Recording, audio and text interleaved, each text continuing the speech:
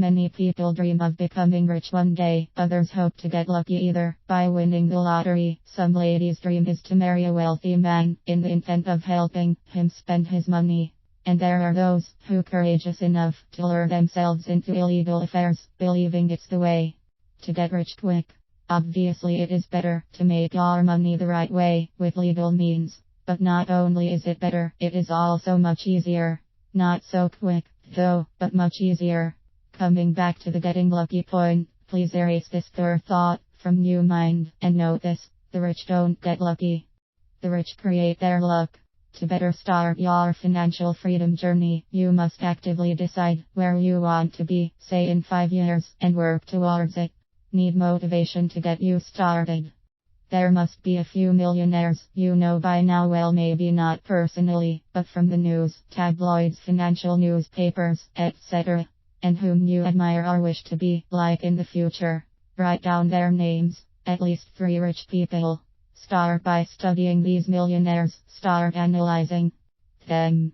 Google their stories, learn about how they made their first million, why their second or third was easier to make, what their breakthrough was, what mistakes they made, how they handled the mistakes. Learn what their path was. There's no better way to get inspired and motivated if you really want to be rich. I personally have chosen to learn from Robert Kiyosaki.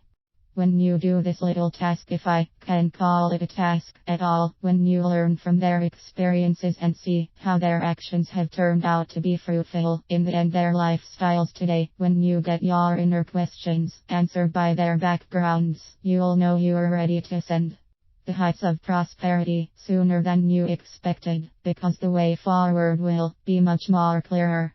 Coming up with a strategic plan for your breakthrough will be much easier, since we first have to take that one important next step, be it learning a lesson or two from a specific millionaire, writing down those specific goals, even though we are not sure of how we'll achieve them, coming up with a plan, etc. And since we are not millionaires yet, I am not going to account all of, or rather most of, the key aspects of how millionaires work. But I am going to insist on one thing that unquestionably helps as a bridge to millionairehood: taking risks. A millionaire mind sees opportunity, where a poor mind sees risk. For instance, millionaires borrow money, millions, to grow their businesses, and thus turn it into a lot more money. Poor people would rather open a savings or fixed account, which in reality earns them peanuts, in the name of interest. What should make you angry, and hopefully push you to act, is that the money borrowed by millionaires is the money you worked so hard for and entrusted the bank with. The bank has no money, literally. Without your precious savings, the bank wouldn't have anything to loan to the millionaires, to be also known as risk takers, or rather, opportunity detectors.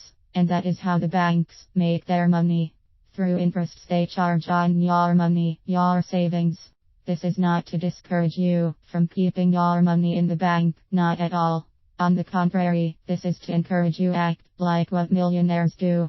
Put your money to work for you as well, not just for others. You can start small, like I did. As you gain more and more confidence and money, of course, you'll find yourself getting whatever amount you wish, either from the bank or from your business. You'll have options.